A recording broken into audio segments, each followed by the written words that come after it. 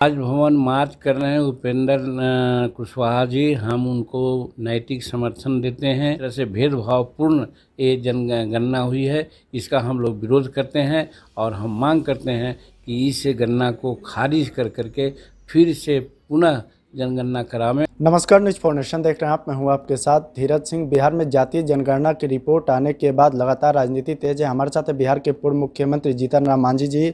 Sir, आज पूर्व केंद्रीय मंत्री और RLJD के अध्यक्ष उपेंद्र कुशवाहा राजभवन मार्च कर रहे हैं इसको लेकर। पहले तो क्या कहेंगे जो जातीय जनगणना का रिपोर्ट आया है? राजभवन मार्च कर रहे हैं उपेंद्र कुशवाहा जी। हम उनको नैतिक समर्थन देते हैं। वो ठीक कर रहे हैं, चूँकि जो गणना हुई है, गणना में भेदभाव बरता गया है, भेदभावपूर्ण जनगणना है। लोगों को छोड़ दिया गया है, उनके जाति बहुत से जातियों के घर पर नहीं जाना गया है। 25% ऐसे घर है जहाँ की जनगणना नहीं हुई है। इसी और ख़ास करके अति पिछड़ा, शेड्यूल कास्ट, शेड्यूल ट्राइब्स की बात है। तो जब शेड्यूल कास्ट, अति पिछड़ा की जनसंख्या ज़्यादा है और उसी की जनसंख्या को मिनिमाइज़ किया गया है कुछ लोगों को प्रमोट करने के लिए, तो इस तरह से भेदभावपूर्ण ये जनगणना हुई है, इसका हम लोग विरोध करते हैं और हम मांग करते हैं कि इस गणना को खारिज कर करके फिर से पुनः जनगणना करावें। तब हम लोग समझेंगे और घर घर लोग जाए, ये सुनिश्चित करके करावें, तब माना जाएगा कि उसको ठीक से करने का उनकी इच्छा है। और नहीं तो ये राजनीतिक रूप में राजनीतिक लाभ लेने के लिए, कुछ लोगों को खुश करने के लिए इन्होंने गणना कराया है। आप लोग की ओर से लगातार कहा जा रहा है कि इसमें गड़बड़ी की बात सामने आ रही है, लेकिन मुख्यमंत्री नीतीश कुमार तो कह रहे हैं कि कोई गड़बड़ी नहीं है, सब कुछ पारदर्शी तरीके से हुआ है और आने वाले विधानसभा सत्र में इस रिपोर्ट को भी पटल पर रखा जाएगा। वो रखेंगे कि नहीं रखेंगे वो अलग बात है, वो तो कभी करेंगे, चूँकि उन्होंने कराया है तो वो तो कभी करेंगे कि बहुत अच्छा किया है।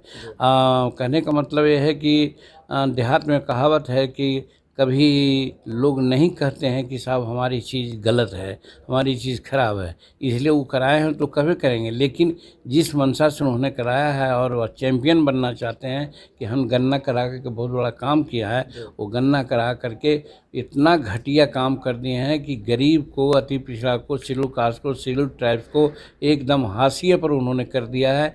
जिसकी गणना हुई ही नहीं है, जो बाहर रहा है उसको छोड़ दिया गया है, जहाँ घर पर भी है तो उसे घरों पर नहीं गिनाया गया है, और बहुत बहुत अच्छे आदमियों के घर पर नहीं गया है और जनगणना शो कर दिया गया है। तो इसलिए जो भी जनगणना किया है ये लोग एकदम भेदभावपूर्ण गणना किया है। इसको खारिज हम लोग करते हैं और कहना चाहते हैं कि साहब पुनः गणना कराया जाए, जिसमें सब लोगों को साथ लेकर के दिखलाया जाए, तब मानेंगे कि हाँ साहब जनगणना ठीक है। एक सवाल है सर कि आप लोग की ओर से कहा जा रहा है खास जाति को जानबूझकर आगे बढ़ाया गया, लेकिन तेजस्वी यादव तो कहते हैं कि मुख्यमंत्री जी अगर ऐसा रहता तो मुख्यमंत्री जी कुर्मी जाति को ही क्यों नहीं बढ़ा चढ़ा कर दिखा दिए। सवाल है कि जो 2% है उसको 10% कैसे कीजिएगा, लेकिन जो 10% है उसको 14% कर दिए। और उसको इसलिए कर दिए कि उनके उपजातियां हैं 10-12 को, सबको मिला दिया गया। और भुइयाँ जो दो उपजाति कम से कम 3 है, भुइयाँ है, रजवार है, मुसहर है, भोक्ता है, ये सब है, ये सबको छोड़ दिया गया है, अलग अलग कर दिया गया है। तो वो तो कभी करेंगे, उनके पक्ष में तो करवे किए हैं लोग, तो इसीलिए तो हम लोग कर रहे हैं। अगर उनको अगर ईमानदारी होती तो भुइयाँ, मुसहर, रजवार, भोक्ता, ये सब जितने भी लोग हैं सबको, राजवंशी, ये सबको एक कोड में करते, तब हम जानते कि हाँ साहब उन्होंने अच्छा काम किया है। तो ये तो जानबूझ करके हम लोगों को हाशिए पर रखने के लिए किए हैं, इसलिए ये गणना भेदभावपूर्ण है, राजनीतिक तौर पर किए हैं, राजनीतिक लाभ लेने के लिए। लेकिन राजनीतिक लाभ नहीं मिलना है उनको। सभी जितने पिछड़ी जातियों के लोग हैं, बनिया हैं, बिलदार हैं, नुनिया हैं, ये हमारे जो मछली मारने वाले लोग हैं, मल्लाह हैं, वो सब की जनसंख्या को इन्होंने मिनिमाइज करके दिया है, जिसको समझते थे कि हमारे वोटर नहीं हैं। अब तो और स्पष्ट हो गया कि साहब ये जानबूझ करके समझ गए कि हमारे वोटर नहीं हैं, इसलिए वो लोग तो इनको हर हालत में विरोध करेंगे और आगे आने वाला चुनाव 2024 और 25 में उसका खामियाजा इनको भुगतना पड़ेगा। बहुत बहुत धन्यवाद। ये बिहार के पूर्व मुख्यमंत्री जीतन राम मांझी। दिल्ली से न्यूज़ फॉर नेशनल के लिए मैं धीरज सिंह।